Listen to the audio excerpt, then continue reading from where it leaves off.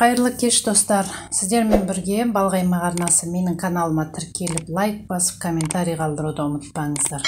Бүгін біз ұлттық тағам, ежегей тағамын жасайтын боламыз.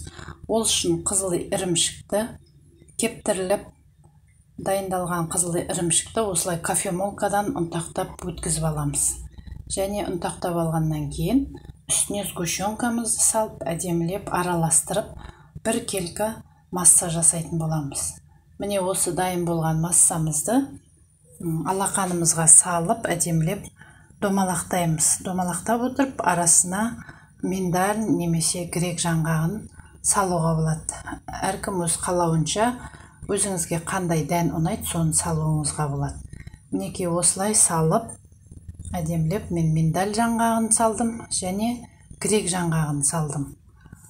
Осылай әдемілеп домалақтап отырып, енді творогымызге, творогтың үстіне осылай араластырып, айналдырып аунатып аламыз.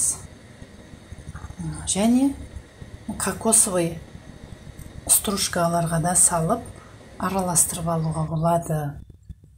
Біздің ежегейіміз дайын болды. Бұл өте шаймен ішуге сіңімді тамақ. Бұл тіркеліп, менің каналыма лайк басып, комментарий қалдыруды ұмытпаңыздар.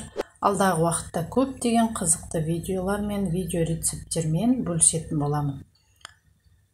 Біздің ежегейіміз міне осындай домалақ болып, әдемі, дәмді, әрі сіңімді болып дайындалады. Шаймен ішуге өте жақсы өнім болып табылады. Сіздер де жасап көріңіздер.